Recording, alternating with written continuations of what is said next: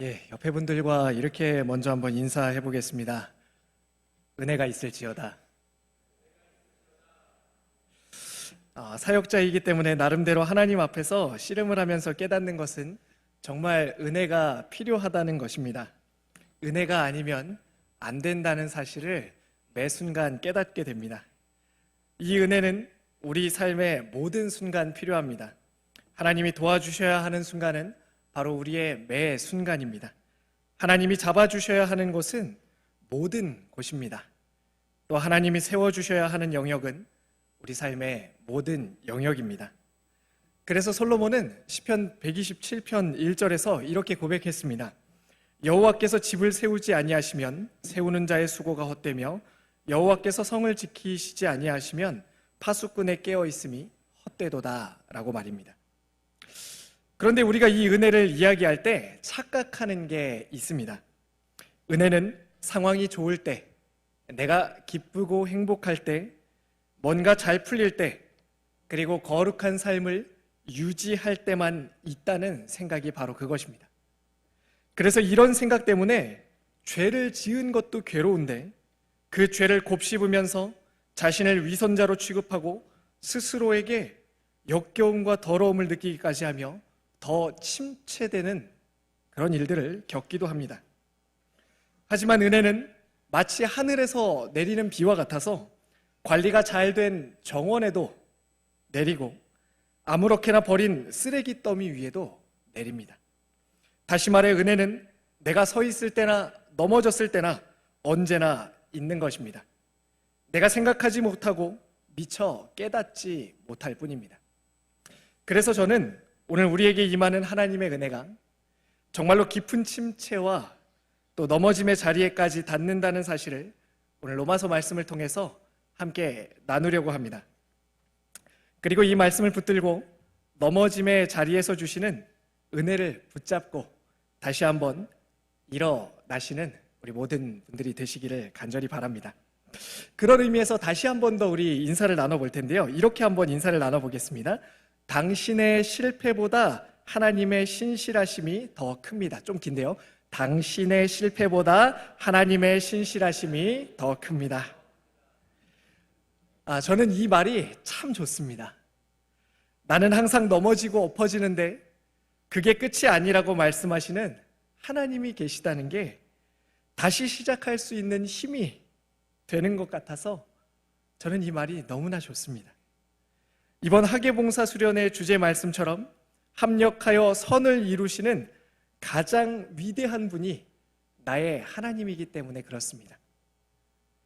그런데 더 놀라운 것은 우리를 넘어진 자리에서 일으키시는 은혜뿐만 아니라 넘어짐 자체도 은혜가 되도록 하신다는 것입니다. 우리 로마서 11장 12절 말씀을요 다시 한번 읽어보도록 하겠습니다. 읽어보겠습니다. 12절 말씀입니다. 읽겠습니다. 시작. 그들의 넘어짐이 세상의 풍성함이 되며 그들의 실패가 이방인의 풍성함. 여기까지 읽어보겠습니다. 말씀을 띄워주시고요. 잘 살펴보시기 바랍니다. 넘어졌다 일어나는 것만이 은혜라고 말하고 있지 않습니다. 넘어짐이 풍성함이 된다, 실패가 풍성함이 된다라고 말씀하고 있습니다. 여기서 넘어짐은 바울이 이미 로마서에서 신학적으로 정리한 내용인데요. 계명을 어겼다라는 그런 의미로 사용했습니다. 또 넘어짐이라는 말은 달리기 경주에서 사용되는 용어이기도 합니다. 그렇기 때문에 바울은 이 넘어짐을 달리기와 율법 준수 모두를 다 포함하는 그런 복합적인 의미로 본문에서 사용하고 있다고 할 수 있습니다. 본문을 좀 더 깊이 살펴보기 전에 용어들을 좀 정리할 필요가 있는데요. 왜냐하면 두 가지 이유 때문에 그렇습니다. 첫 번째는 우리가 읽는 본문에 나오는 단어들이 지금 우리 문화에서 가지고 있는 뉘앙스와 좀 제가 전달하려는 그런 의미와 좀 섞여서 엉킬 수 있기 때문입니다. 그리고 두 번째는 용어가 당시 사람들에게 어떤 느낌이었는지를 좀 더 잘 이해할 때 그 내용 오늘 본문이 좀 더 구체적으로 와닿을 수 있기 때문입니다. 바울은 여기에 사용되는 단어들을 모두 경주 용어에서 가져왔습니다. 1세기경의 로마 제국에는 아테네에서 시작된 올림피아드와 고린도에서 2년마다 개최되는 아스미안 게임이 있었습니다. 따라서 당시 사람들은 달리기 경주와 같은 운동 경기에 상당히 익숙했습니다. 바울도 잘 알고 있었던 것이고, 그래서 그의 서신들을 보면 운동 경기에 관한 비유가 굉장히 많은 것을 알 수가 있습니다. 특히 오늘 11장 12절 말씀에 사용된 넘어짐, 실패와 같은 단어들은 모두 달리기에서 사용된 것들이었습니다. 그래서 이 말씀을 경주에서 넘어진 선수를 놓고 이야기하는 것으로 우리는 다시 한번 생각해 볼 수가 있습니다. 또한 11절과 12절에서는 실족하다, 넘어짐, 실패라는 단어들이 나오는데요, 우리가 생각하는 뉘앙스와 조금 다릅니다. 11절에 나오는 넘어짐, 말씀을 한번 좀 띄워주시겠어요? 11절에 나오는 넘어짐은요, 완전히 망했다는 그런 뜻입니다. 그래서 넘어지기까지 실족했다는 말은 완전히 망할 때까지 실패했다라는 말로 이해할 수가 있습니다. 그런데 12절의 넘어짐, 12절 말씀을 한번 띄워주시죠. 12절의 넘어짐은요, 복구가 가능한 실패를 의미합니다. 그래서 저는 의미 전달상, 그 편의상 12절의 넘어짐 그리고 실패를요, 모두 그냥 넘어짐이라고 설명을 할 것입니다. 또 앞선 11절의 말씀은요, 완전히 망하게 되었다라는 그런 내용으로 설명을 하도록 하겠습니다. 이렇게 정리한 것을 이제 제 나름대로 다시 한번 좀 앞선 운동 경기의 비유와 함께 다시 한번 설명을 해드리도록 하겠습니다. 이 말씀을요, 다시 풀어보면 이렇게 이야기할 수 있는데요, 이스라엘 선수는 완전히 걸려 넘어져서 탈락하게 되었습니다 라고 어떤 사람이 말했습니다. 그러자 바울이 이렇게 말하는 것입니다. 아니요, 그렇지 않습니다. 이스라엘 선수는 이방인 선수가 앞서기 위해 넘어졌으며 질투를 나게 하기 위해서 하나님이 그렇게 두신 것입니다. 지금 이스라엘이 넘어져서 비록 결승점에서 멀어지기는 했지만 경주에서 완전히 탈락한 것은 아니며 아직도 경주 중입니다. 그리고 이스라엘이 넘어져 있는 동안 이방인들이 현재 경주에서 앞서 나갈 기회를 얻었으며 결승점인 예수 그리스도를 발견하고 결승점을 막 통과하기 시작했습니다. 그것을 보는 이스라엘이 질투가 나서 더 열심히 달릴 때가 곧 올 것입니다. 이해가 되시나요? 좀 잘 와닿지 않으시는 분들이 계시죠? 여기서 바울의 논지는 넘어지기는 했으나 완전히 망해서 경기가 끝난 것이 아니고, 넘어지는 목적은 궁극적으로 이스라엘 전체의 구원을 위한 하나님의 계획이라는 것입니다. 그 사이에 이방인들의 구원도 포함이 된다라는 것을 말해주고 있습니다. 다시 말해서, 즉 넘어질 수 있으며 넘어지는 목적이 있다는 점을 우리에게 알려주고 있는 것입니다. 우리는 넘어지는 것, 실패하는 것을 부정적으로, 굉장히 부정적으로 받아들입니다. 이를테면 넘어지는 일은 사단의 뜻이고 넘어지지 않고 달리는 게 하나님의 뜻이라고 여기는 것입니다. 하지만 성경은 하나님께서 넘어지는 목적도 두셨다고 말씀하고 있습니다. 넘어지는 일도 하나님의 뜻 안에 있다고 말하고 있습니다. 엄밀하게 말하자면 넘어지는 것이야 거의 100% 내 잘못인데, 하나님은 그 넘어지는 자리에도 은혜를 주시고 사용하신다는 것입니다. 이렇게 본다면 성경은 그냥 통째로 넘어지는 이야기입니다. 처음부터 끝까지 넘어진 이야기입니다. 넘어짐의 시초인 아담부터 시작해서 예수님이 다 이루어 놓으셨는데, 그래서 그냥 예수님이 보여주신 대로 따라 살기만 하면 되는데, 그게 안 되고 초대교회로부터 지금 여기 있는 저 자신까지, 우리 자신까지 매번 넘어지는 삶을 살고 있는 것입니다. 성경의 인물 이야기야 너무 많아서 열거할 수가 없을 정도입니다. 아담은 선악과에 넘어졌고 요나도 넘어졌습니다. 이스라엘 민족은 끊임없이 넘어져 하나님께서 버리겠다고 선언하실 지경에 이르렀었습니다. 그런데 놀랍게도 넘어졌을 때에도 하나님은 여전히 그들과 함께 계셨습니다. 아담에게 찾아가 입을 옷을 주셨고 요나에게 물고기를 보내 그를 데리고 오셨습니다. 이스라엘에게 찾아가 돌아오라고 목이 터지도록 외치셨습니다. 여러분, 무엇을 발견하고 계십니까? 넘어진 삶의 주인도 여전히 하나님이시라는 겁니다. 그래서 넘어짐은 망한 것이 아닙니다. 만약 넘어져서 믿음을 잃고 하나님을 떠날 뿐만 아니라 적극적으로 하나님을 대적한다면 아마도 망할 가능성이 높을 것입니다. 하지만 넘어진 삶도 하나님이 주인이시라면 어떻게 그 삶이 망할 수 있겠습니까? 하나님이 망하지 않는데 하나님이 택하신 백성이 어떻게 망할 수 있겠습니까? 저는 주로 청년들과 만나서 이야기를 하게 되는데요. 20대 청년들에게 꼭 권면하는 말이 있습니다.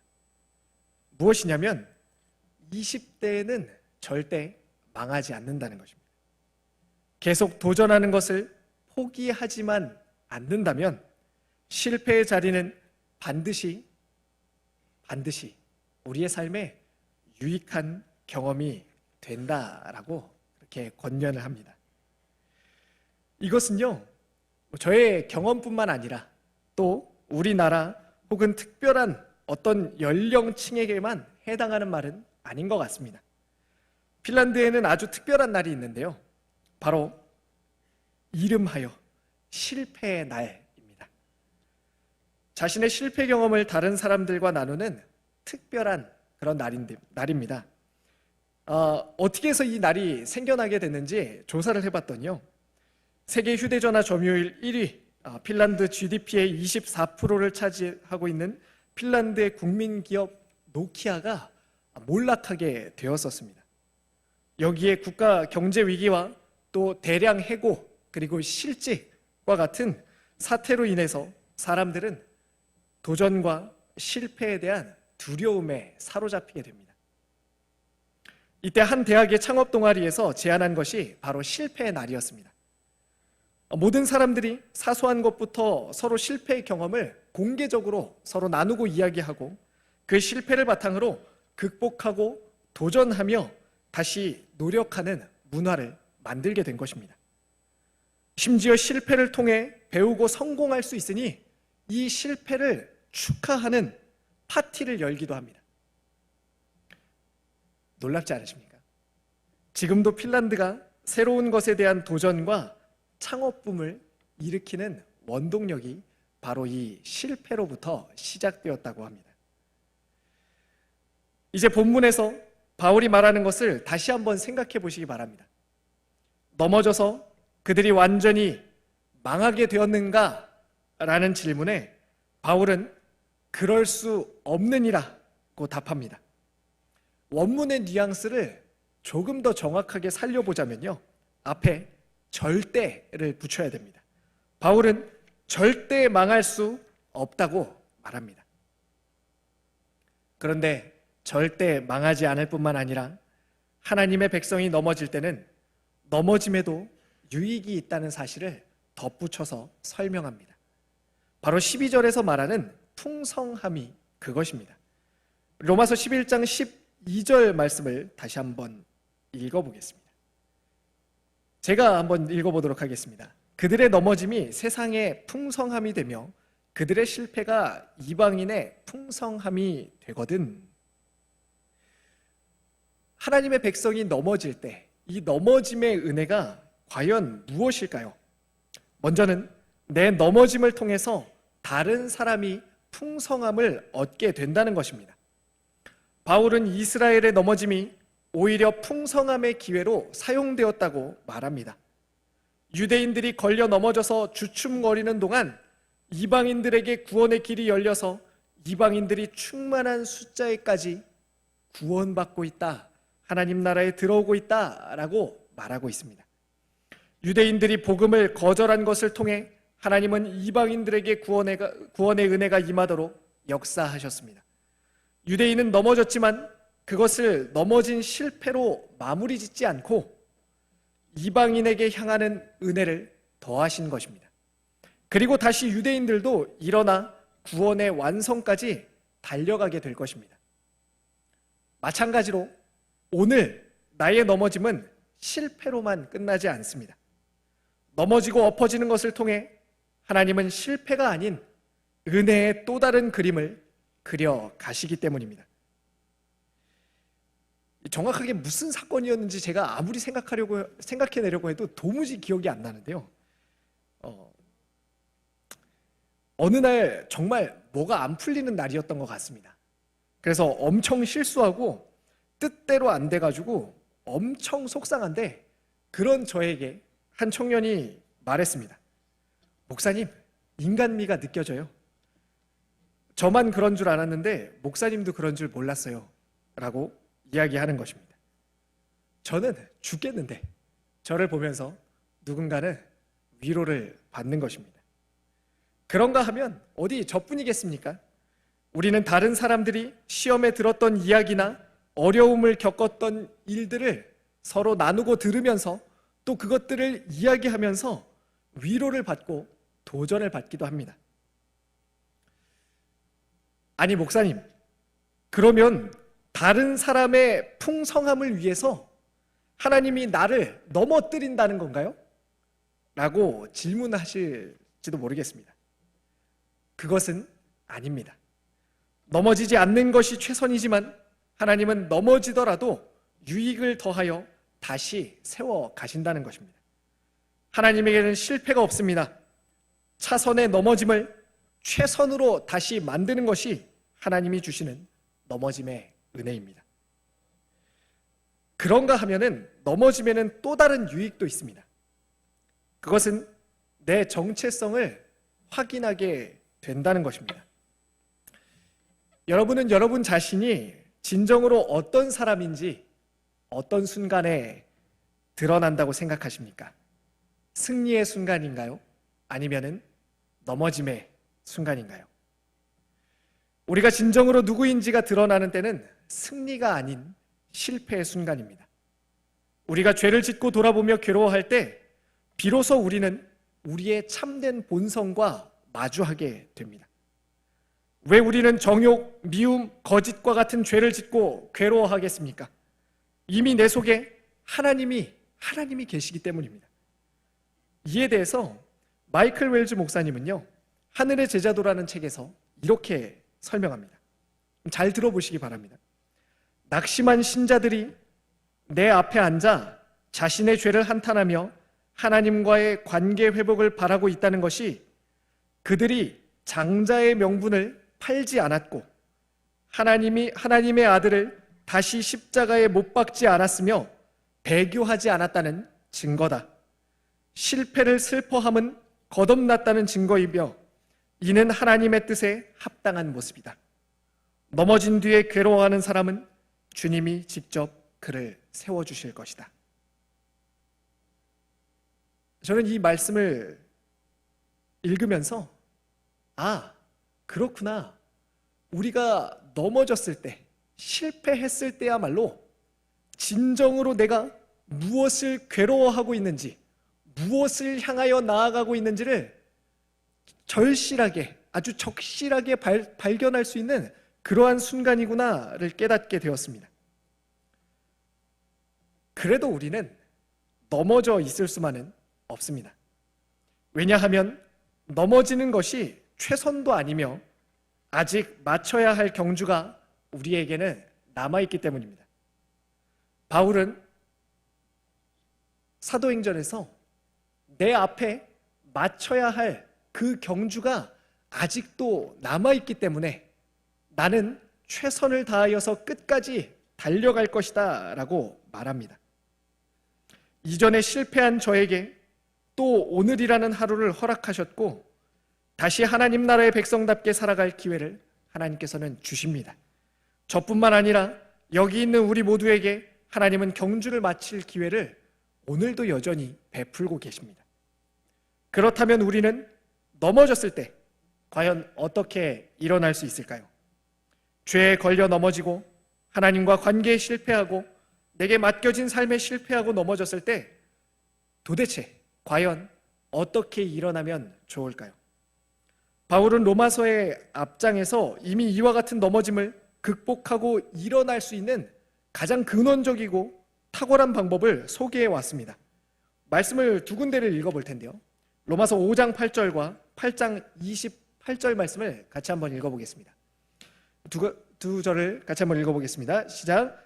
우리가 아직 죄인 되었을 때에 그리스도께서 우리를 위하여 죽으심으로 하나님께서 우리에 대한 자기의 사랑을 확증하셨느니라.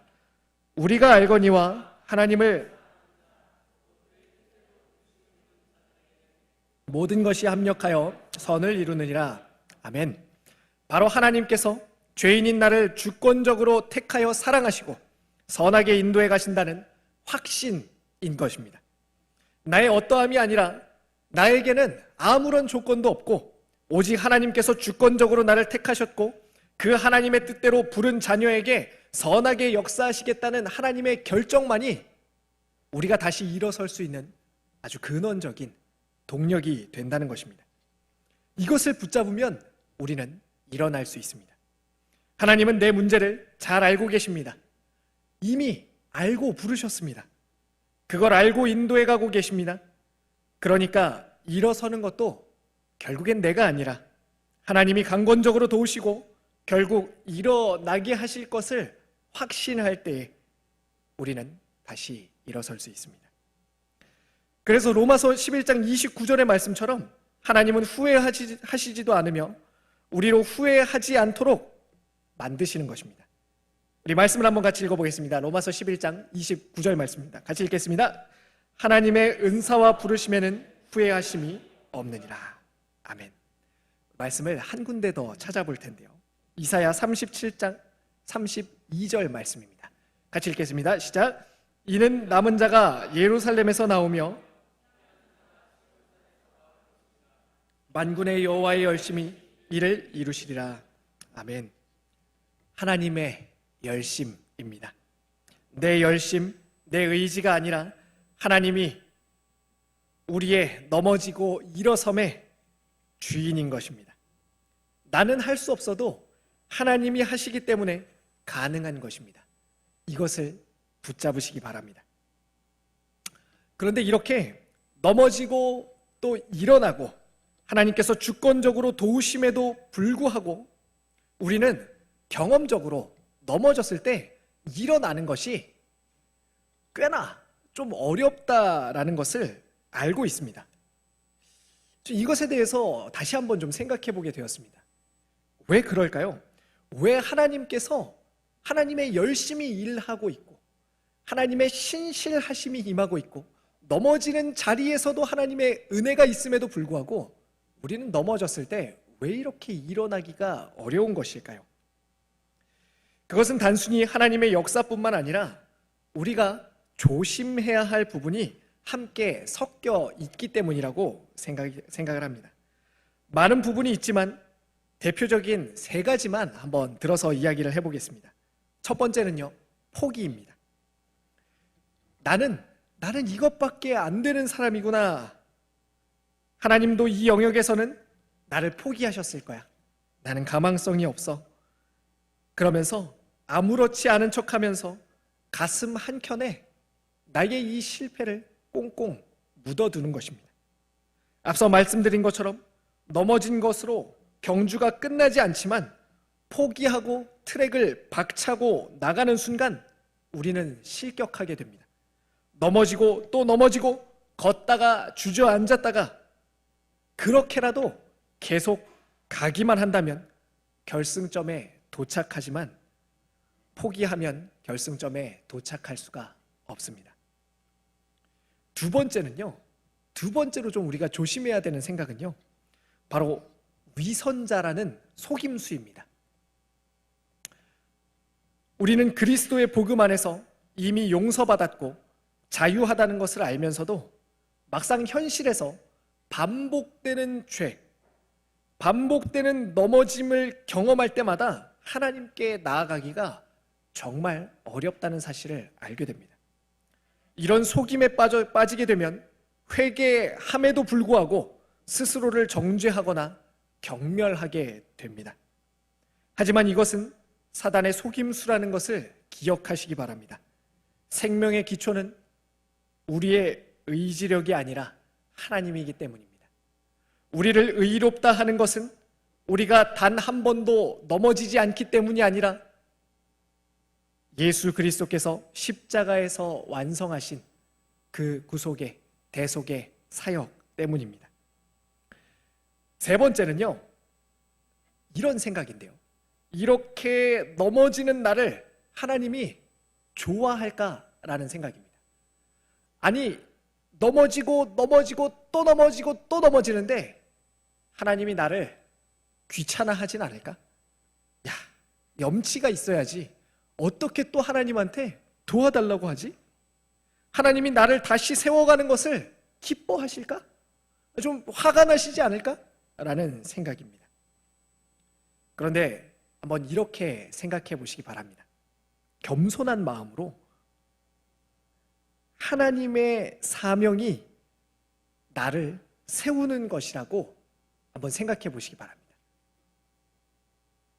만약 하나님께서 어떤 사명을 가지고 계시다면 그것은 나를 세우는 일이 아닐까라고 한번 생각해 보시라는 겁니다.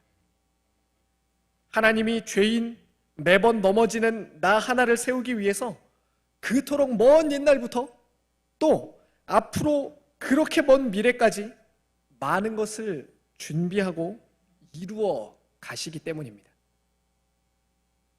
넘어짐과 동시에 하나님으로부터 혼나고 버림받을 것에 대한 두려움에 휩싸이는 분이 계시다면 지금 이제 읽을 이 말씀을 마음에 한번 새겨보시기 바랍니다. 예레미야 32장 41절 말씀인데요. 한 목소리로 같이 읽어보겠습니다. 시작. 내가 기쁨으로 그들에게 복을 주되 분명히 나의 마음과 심으리라. 아멘. 하나님을 떠나 죄로 달려가는 이스라엘을 다시 데려와서 하나님은 지금 이렇게 말씀하고 계시는 것입니다. 너무나 반복적으로 너무나 끊임없이 많이 넘어졌기 때문에 이제는 너희들을 버려버릴 것이다 라고 선언하신 다음에 하나님께서는 다시 한번 이렇게 말씀하십니다. 내가 기쁨으로 그들에게 복을 주되 분명히 나의 마음과 정성을 다하여 그들을 이 땅에 심으리라 라고 말입니다. 내가 기쁨으로 마음과 정성을 다해 라고 말씀하십니다. 이 시간 우리 잠깐 한 번만 눈을 좀 감아 보겠습니다. 그리고 이 말씀을 한번 조용히 읊조려 보시기 바랍니다. 내가 기쁨으로 너를 세울 것이다. 이제 눈을 뜨시기 바랍니다. 아니, 하나님, 그래도 이 마음에 한두 번도 아니고 어떻게 매번 넘어지는데 그걸 일으키는 게 기쁨이라고요? 지겹지 않을까요? 하나님, 절 포기하세요. 이제 그만. 이런 마음들이 혹시 드시진 않습니까? 왜 하나님께서 우리를 세워가는 그토록 긴 과정, 그토록 반복되는 과정들을 기쁨이라고 이야기하시는 것일까요? 예를 한번 들어보겠습니다. 우리 사회에서 무릎을 꿇는 일은요, 썩 유쾌한 일이 아닙니다. 그런데 사랑하는 사람에게 청혼할 때 무릎을 꿇고 손에 입을 맞추는 것을 한번 상상해 보시기 바랍니다. 기쁨으로 하지 않으시겠습니까? 사랑하니까 기쁨이 되는 것입니다. 하나님이 나를 사랑하니까 넘어진 나를 매번 일으켜 세우는 그 구정물에 손을 담그는 것과 같은 일, 무릎을 꿇는 것과 같은 그런 일조차도 하나님 기쁨으로 하시게 된다고 말씀하고 있는 것입니다. 넘어짐을 통해서도 역사하시고 기쁨으로 나를 일으켜 다시 세우시는 하나님의 신실하심을 확신하며 나아가기로 결단할 때, 그래서 만약 이와 같은 하나님을 붙잡고 또다시 우리가 결단하고 나아가려고 할 때, 그런데 만약 또다시 넘어질 것 같다면 어떻게 하면 좋을까요? 고비가 굉장히 많네요, 그죠? 넘어지고 일어나고, 일어나는 것에 대해서 또 다른 의심이 들고, 일어났는데 또다시 넘어지려고 할 때, 다시 또 넘어질 것 같을 때 어떻게 하면 좋을까요? 충만함을 기억하시기 바랍니다. 11장 12절 말씀을 다시 한번 띄워주시죠.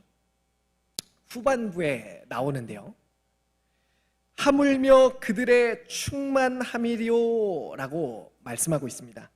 이 부분을요 조금 더 쉽게 해석해 보면은, 이스라엘이 주춤거림을 끝내고 다시 일어서서 결승점까지 들어와 하나님이 계획하신 선교 사역에 동참한다면 얼마나 더 풍성한 충만함이 일어나겠는가라고 할 수 있습니다. 더 쉽게, 오늘날로 말하자면 넘어질 수도 있지만 넘어지지 않고 한 번 더 이겨내 본다면 얼마나 더 풍성한 은혜가 있겠는가라고 적용해 볼 수 있는 것입니다. 성경은 넘어짐 자체를 정죄하지도 않고 넘어진 것을 망했다고 보지도 않습니다. 성경에 많은 인물들이 넘어졌고 위대한 신앙의 선배들도 넘어지지 않은 사람이 없습니다. 오늘 우리도 넘어지고 또 넘어질 것입니다. 하지만요, 하나님께서는 우리가 넘어지는 죄의 영역에서까지도 모든 것이 합력하여 선을 이루게 하시는 분입니다. 그것은 하나님의 진정한 목적을 드러내기 위해 마지못해 허용된 것입니다. 실제로 우리는 수많은 사람들의 넘어짐에서 하나님의 진정한 목적을 보았으며, 그런 실패를 통해 나타나는 하나님의 역사를 볼 때마다 감격하게 됩니다. 사랑하는 청년 여러분, 그리고 성도님들, 하나님을 사랑해도 넘어질 수 있습니다. 그러나 하나님은 우리가 실패했다고 놀라시지도 포기하시지도 않습니다. 또한 죄의 문제는 그리스도가 이미 인류의 모든 죄를 위해 죽으셨기 때문에 이미나 끝난 문제입니다. 그들의 넘어짐이 세상의 풍성함이 되며 그들의 실패가 이방인의 풍성함이 되거든 하물며 그들의 충만함이리요. 하나님은 우리의 넘어짐까지도 다른 사람들의 풍성함으로 만드시는 분이십니다. 넘어짐의 은혜, 그것은 어떤 상황에서도 신실하게 우리를 인도하시며 마지못해 허용된 실패마저 은혜를 더하여 일으켜 세우시는 하나님의 섭리입니다. 아까 우리가 함께 인사 나누었는데요, 나의 실패보다 하나님의 신실하심이 더 크다. 이 은혜가 날마다 연약함에 사로잡히지만 하나님의 계획 안에 있는 우리 모두에게 있기를 간절히 축원합니다. 이 시간 우리 말씀을 기억하면서 같이 찬양하고 기도하면 좋겠는데요, 주님은 산 같아서 찬양하도록 하겠습니다.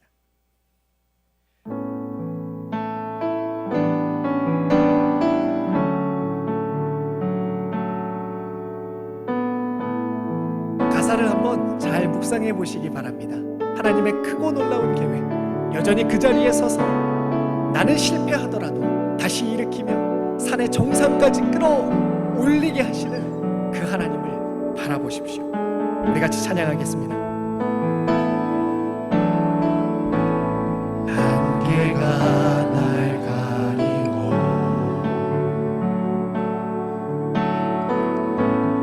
내 믿음은 흔들리려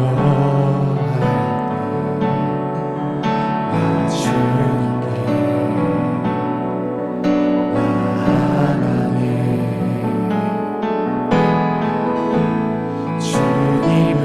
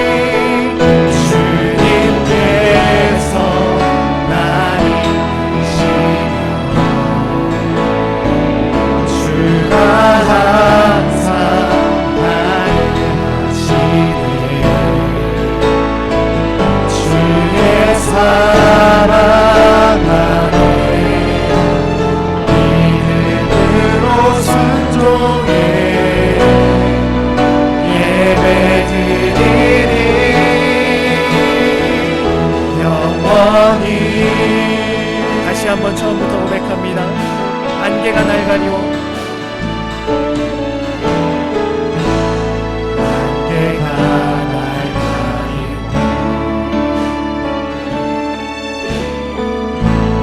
내 믿음을 흘리려 할 주님께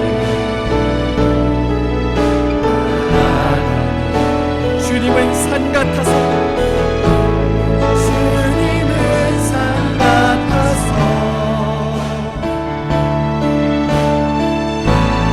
여전히 그 자리에 계셔.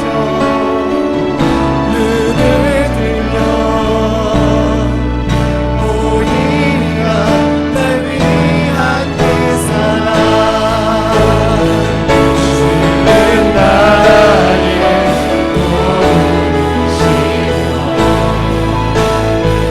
주의 계획 영원하시,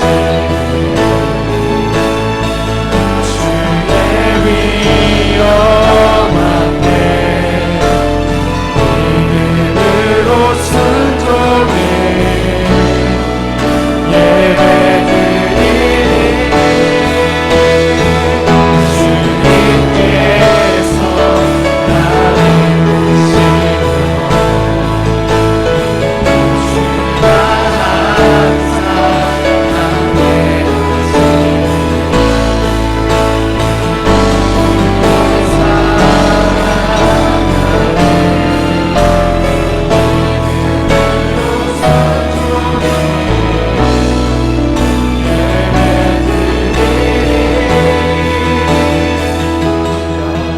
함께 이 두 가지를 위해서 같이 기도하겠습니다. 먼저는 하나님이 내 삶의 주인임을 고백하면서 기도하시기 바랍니다. 하나님, 내 삶이 성공할 때에도 하나님이 주인이시지만 하나님, 내 삶이 넘어진 그 자리의 주인도 여전히 하나님이십니다. 여전히 그곳에 계시며 여전히 나와 함께 동행하시는 하나님이 내 넘어짐에도 주인입니다. 고백하시며 기도하시기를 바랍니다. 두 번째로는요, 우리 하나님께서 다시 세우시는, 넘어짐의 자리에서 주시는 은혜와 다시 그 은혜를 더하여 일으키시는 하나님을 기대한다고, 신뢰한다고, 주님을 내가 믿노라고 믿음으로 고백하며 우리 영혼에 선언하시며 삶을 올려드리며 기도하시기 바랍니다. 우리 이와 같은 두 가지의 기도의 제목을 가지고 한 마음으로 같이 기도하도록 하겠습니다. 아버지 하나님, 정말로 하나님께서 내 넘어짐의 주인임을 고백합니다.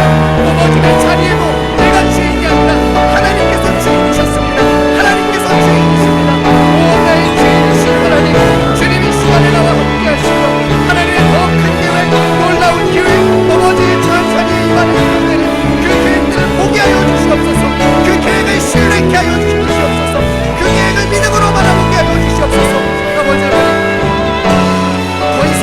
더 이상 구원받았으면 죄의 문제로 걸려 넘어졌을 때 정죄하지 않게 하여 주시고, 시험에 들었을 때 그 시험에 넘어져 하나님을 떠나지 않게 하여 주시고, 시험에 넘어져 하나님을 주시고, 아버지 하나님, 심체의 깊은 자리까지 내려가지 않도록 우리 주님 나를 붙잡아 주시옵소서.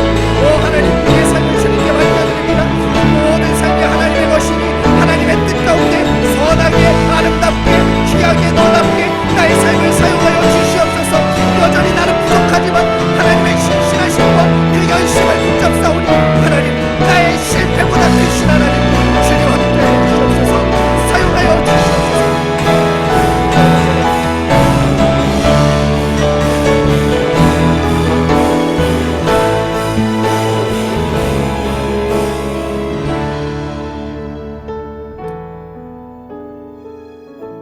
주님 감사합니다. 우리의 실패, 우리의 넘어짐의 주인도 내가 아니라 하나님이시기에 다시 한번 믿음을 가지고 용기를 내고 주님을 붙잡고 일어날 수 있습니다. 하나님, 오늘도 나는 다 알 수 없고 나는 다 볼 수 없지만 우리의 앞을 하시고 우리의 삶을 계획하시며 성실하게, 신실하게, 아름답게, 은혜롭게 인도해 가시는 그 하나님을 바라보며 그 하나님의 사랑 안에서 살아가는 우리 모두가 되게 하여 주시옵소서. 예수님의 이름으로 기도합니다. 아멘.